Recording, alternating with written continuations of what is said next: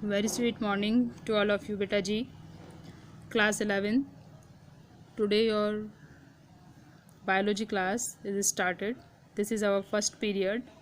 Students, some parts of every chapter has been deleted by the CBSE board. कुछ जो हमारे parts हैं, कुछ जो टॉपिक्स हैं हर एक चैप्टर के, वो उस बोर्ड से डिलीट कर दिए गए हैं, है ना। बोर्ड ने उसको आपके सिलेबस से घटा दिया है।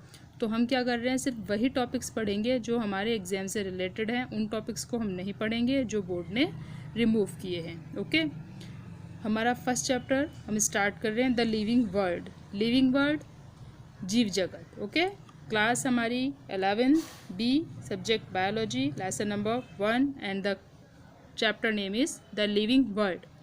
Students, first of all everybody know about living. What is living, है ना। आपने 10th में भी पढ़ा है। जो भी चीज़ रेस्पिरेशन करती है, रिप्रोडक्शन करती है, मेटाबॉलिज्म होता है, वो सब क्या है, लिविंग है।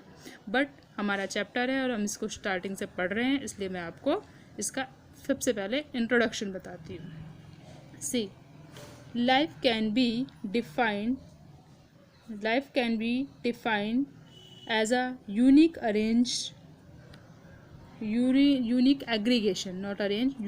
Aggregation of molecules.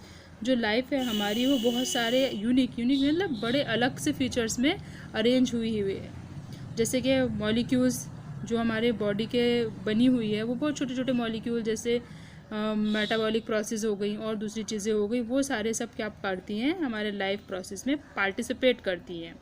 ठीक है, these molecules have the tendency to express themselves through various chemical reactions collectively called metabolic reactions। देखिए, हमारा जो बॉडी है, जो ऑर्गेनिज्म का बॉडी है, कोई लिविंग क्यों कहला रहा है, उसकी जो बॉडी है, उसकी बॉडी के अंदर कुछ यूनिक फीचर्स हैं। वो यूनिक फीचर्स किससे हो रहे हैं, कुछ मॉलिक्यूल्स की हेल्प से। बट ये जो मॉलिक्यूल्स हैं, ये खुद को कैसे हाईलाइट करते हैं, खुद की वैल्यू को कैसे दिखाते हैं, टू टेंडेंसी एक्सप्रेस देमसेल्फ, खुद को कैसे एक्सप्रेस करते हैं, तो ये खुद को एक्सप्रेस करते हैं बाय द केमिकल प्रोसेसेस। हमारी बॉडी के अंदर जो केमिकल प्रोसेसेस होती हैं, वो केमिकल प्रोसेसेस होती हैं हमारे कुछ मॉलिक्यूल्स की वजह से, और वो मॉलिक्यूल्स क्या करते हैं, इन केमिकल प्रोसेस के थ्रू हमारी बॉडी में मेटाबॉलिज्म की प्रोसेस को कंप्लीट करते हैं। अब आप मेटाबॉलिज्म जानते हैं, रेस्पिरेशन, डाइजेशन ऑफ फूड, है ना। जो हमने कुछ भी खाया होता है, हमारी बॉडी से मिनरल्स, विटामिन, प्रोटीन्स, वो सबको अलग अलग ऑर्गन्स अब्जॉर्ब करते हैं, उसको सही जगह पर पहुंचाते हैं जिसका जहां यूज़ है ना। ऑक्सीजन हम लेते हैं, ऑक्सीजन को लंग्स में कैसे पहुंचना है, रेस्पिरेशन कैसे होना है सेल्स में, ये सब जो प्रोसेस है बेटा, ये कहलाती है मेटाबॉलिज्म। और ये कैसे होती हैं, कुछ केमिकल प्रोसेस हैं ये, जिसके थ्रू ये काम होता है। Okay, the basic purpose of these reactions to transform or produce and utilize energy। In reactions का मेन पर्पस क्या है, जो एनर्जी है उसको बॉडी के सभी ऑर्गन्स में ट्रांसफ़र करना और उसका यूज़ करना। Through metabolism various biomolecules are synthesized resulting in growth. अब जब ये बायोमोलिक्यूल्स हम किन्हें कहते हैं, जैसे ग्लूकोज है ना, बायोमोलिक्यूल हो गया। तो ये क्या करते हैं, हमारी बॉडी के अंदर जब सिंथेसिसाइज्ड हो जाते हैं, हमारी बॉडी के अंदर बनते हैं, या इनकी हेल्प से दूसरे कुछ केमिकल्स बनते हैं, वो केमिकल्स क्या काम करते हैं, हमारे मेटाबॉलिज्म की प्रोसेस में हेल्प करते हैं। मेटाबॉलिज्म क्या करता है, वो जो हमारी एनर्जी है बॉडी के अंदर, उसको कहाँ ले जाना है, उसका क्या करना है, वहाँ सही जगह पर वो उसको ट्रांसफ़र कर देता है। अब बेटा जी बात ये आती है आगे कि फिर इसका क्या होता है, कहाँ कहाँ ये यूज़ होती है energy.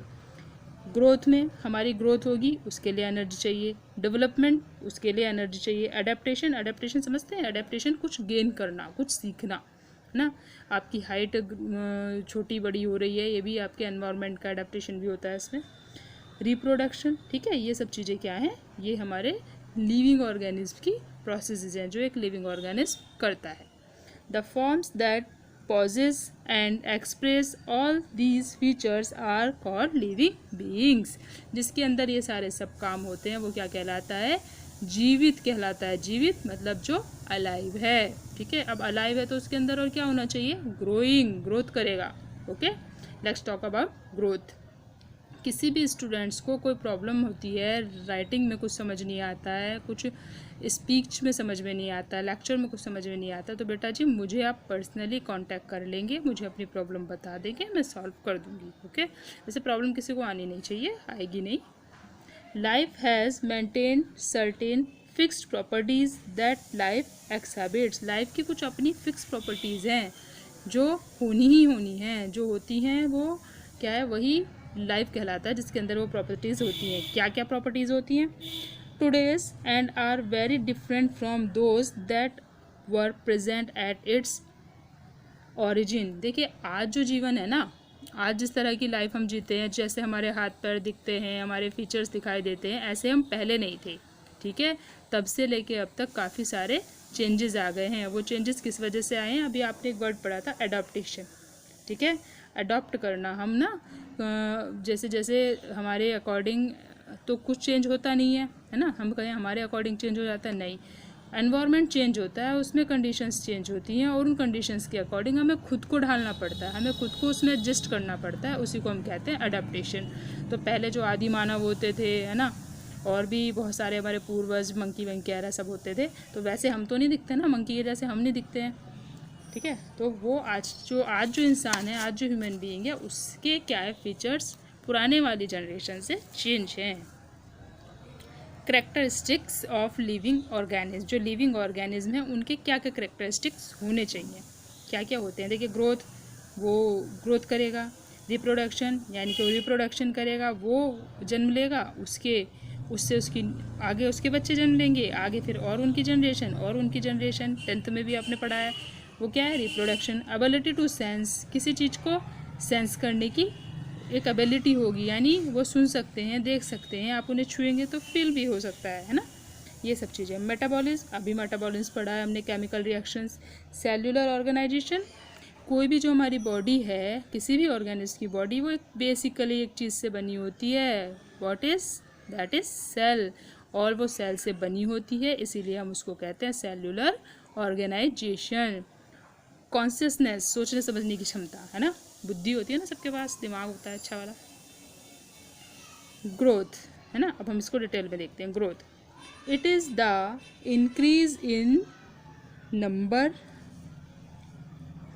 And mass of cells division. जैसे जैसे सेल ग्रोथ करती हैं, वैसे वैसे ही हमारी बॉडी ग्रोथ करती है।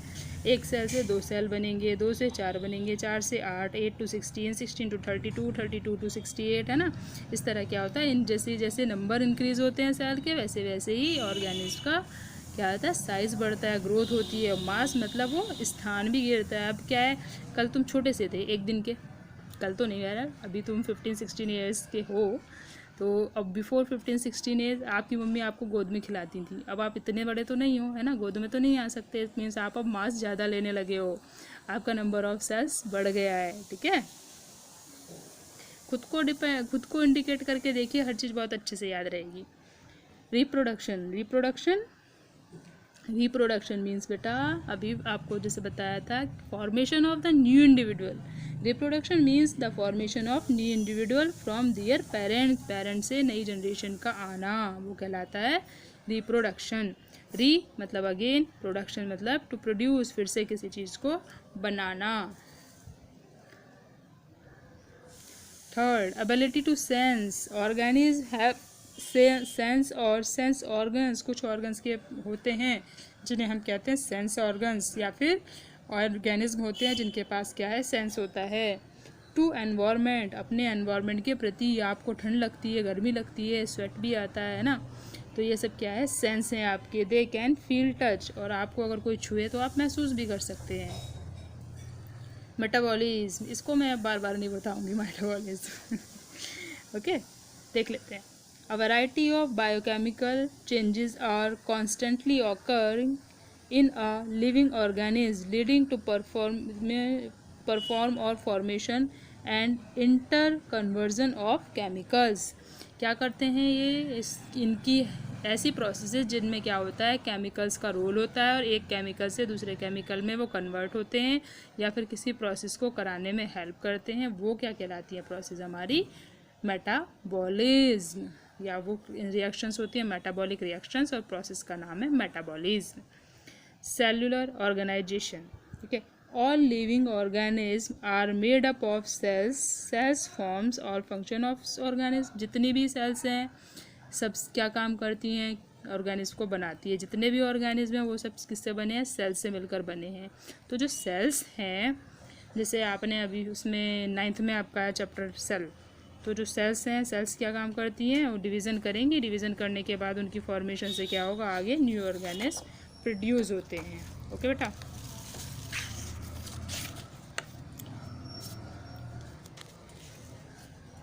Non living things do not have a cellular organization. जो नॉन लिविंग होगी, नॉन लिविंग के पास सेल्यूलर ऑर्गेनाइजेशन नहीं होता है।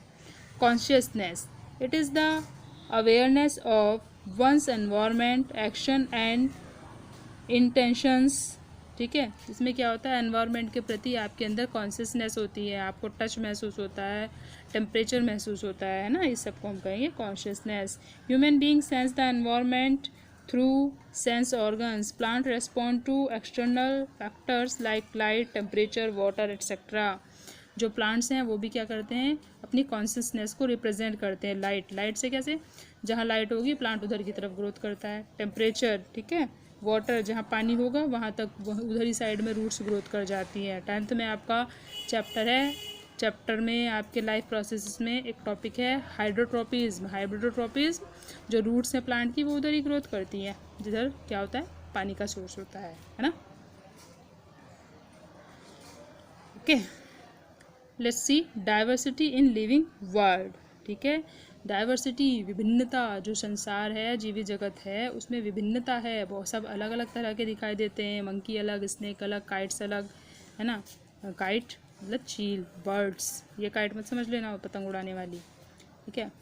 वो ये सब क्या है, अलग अलग है, इनका हैबिट अलग है। तो उसके अकॉर्डिंग क्या है, इसमें बहुत सारी विभिन्नताएं होने की वजह से, डिफरेंसेस होने की वजह से हम उसे कहते हैं डाइवर्सिटी। डाइवर्सिटी मीन्स विभिन्नता। All organisms which live on earth together make up the natural diversity of life। जितने भी जीव जगत हैं, जितने भी जीवित रहते हैं, कहाँ, यहाँ धरती पर, उन सब के अंदर क्या है, एक डाइवर्सिटी देखने को मिलती है। ओके, वो डाइवर्सिटी क्या है, उनका अलग अलग रहन सहन, अलग साइज शेप, अलग खाना पीना। Okay, this natural diversity of life on earth is called biological diversity और बायोडाइवर्सिटी। इसे हम क्या कहते हैं, या तो बायोलॉजिकल डाइवर्सिटी या फिर बायोडाइवर्सिटी। बेटा जी, आपका आज का जो टॉपिक है ये कंप्लीट होता है। अभी मैं आपको सोच रही थी कि चैप्टर आज ही कंप्लीट करा दूं, बट मे बी पॉसिबल कि कुछ स्टूडेंट्स अभी ऐड ना हुए हों, क्योंकि कल को 11th का पहला ही क्लास बायोलॉजी का है। इसलिए हो सकता है कि कुछ बच्चे अभी ऐड ना हुए हैं, इसलिए मैं नहीं चाहती हूँ कि बच्चों को कोई प्रॉब्लम हो। तो बेटा आज हम यहीं तक पढ़ेंगे, नेक्स्ट टाइम हम इस चैप्टर को कंप्लीट कर देंगे। बहुत बड़ा चैप्टर नहीं है, काफ़ी सारे टॉपिक्स इसमें से रिमूव हो चुके हैं। ओके, नेक्स्ट टर्न पर हमारा चैप्टर कंप्लीट हो जाएगा। ओके बेटा, if anybody have any problem, please contact me personally, okay, and note down all the notes in your notebook. Have a nice day, all the best.